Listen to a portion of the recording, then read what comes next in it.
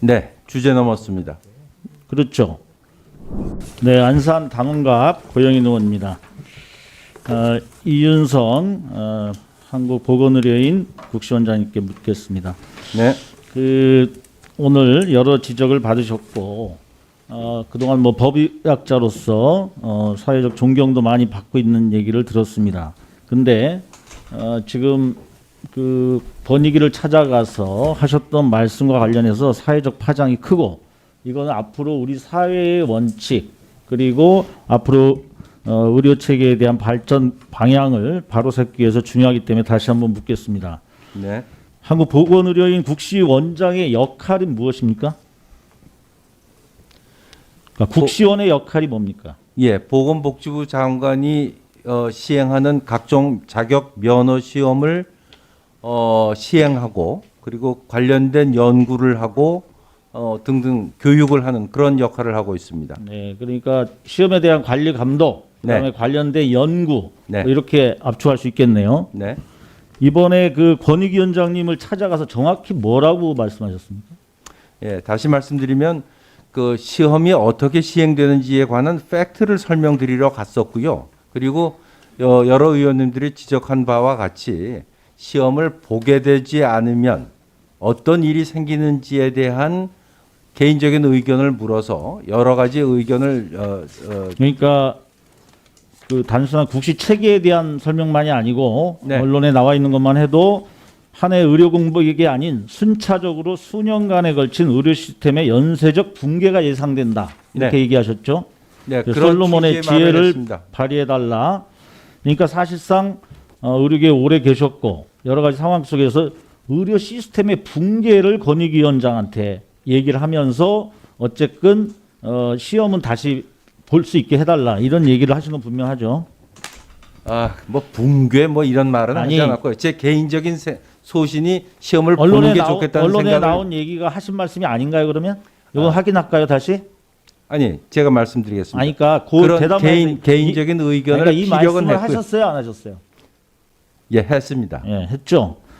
자, 그러면 그 권익위원장으로서 아까 우리 의원님들이 말씀하실 때 이번에 의대생들의 국시 거부는 잘못되긴 했지만 또 시험을 보는 거는 이런 의료 체계의 붕괴니까 분리해서 봐야 되고 시험은 봐야 된다. 이런 지금 입장이시죠? 제 개인적인 생각이 그렇습니다. 자, 그럼 그 부분에 대해서는 제가 이따가 다시 짚겠습니다. 네. 그러면 현재 보건복지부 장관, 국무총리, 그다음에 많은 그 우리 국회의 지도부들이 지금 국민의 동의를 얻지 못한 상태에서 국시를 다시 재응시를 하게 되는 것은 안 된다라는 입장을 갖고 있다는 거 알고 계시죠? 알고 있습니다. 근데 이런 것과 소통 없이 지금 찾아가셔가지고 다른 입장을 발표하고 그렇게 요청하는 게 적절하다고 생각하십니까?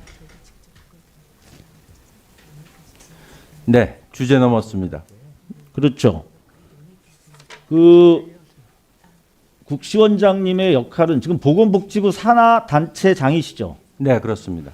의견은 다를 수도 있어요. 네, 그렇죠. 네. 그러면 그 의견이 다른 것이 하나의 조직 체계 내에서 누구랑 상의해야 됩니까?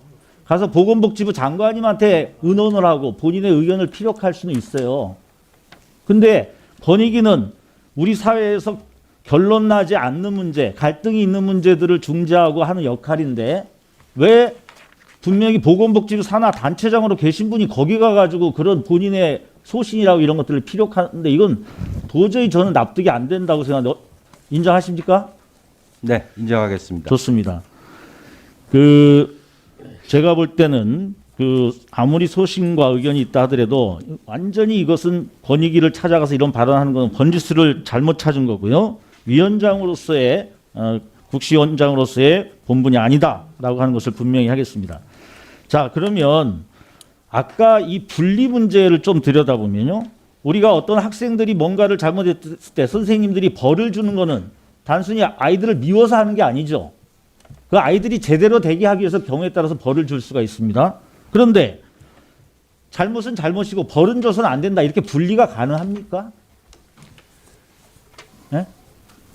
잘못의 경중에 따라서 벌이 그런데, 달라져야 된다는 그렇죠. 생각입니다. 그렇죠. 저는 여기서 우리 국시원장님께서 뭐를 지금 착각하시냐면 이거를 분리한다는 얘기는 이 국시 거부 사태가 학생들로서 있을 수 있다. 그래서 아까 여러 가지 의원들의 요청에 대답은 했지만 여전히 그것이 과연 잘못된 건가에 대한 국민들의 의견을 정확하게 지금 알지 못하는 것 같아요. 저는 이번에 가장 큰 문제는 국민의 동의가 없다는 건데요. 두 가지입니다. 하나는 명분 없는 국시 거부였다는 거예요. 그러니까 밥그릇 챙기기에 혈안이 돼서 이것이 여러 가지 이유가 있지만 핵심은 그렇다. 미래의 밥그릇에 대해서 그렇게 됐다라는 것이고요. 두 번째는 국민들이 볼 때 과연 미래의 우리 국민들의 생명을 책임질 미래의 꿈나무라고도 할 수 있는데 저 정도의 어떤 국가적 대의도 아니고 또 자신의 이해관계라 하더라도 국민의 동의를 얻을 수 있는 그런 사안도 아니고 이거는 국민들의 명확한 질타를 받고 위험한 상황에서도 이거를 거부했단 말이죠. 그러면 이런 그 의대생들에게 따끔한 회초리를 들어야 된다. 이게 지금 국민들의 정서라고 저는 보고 있습니다.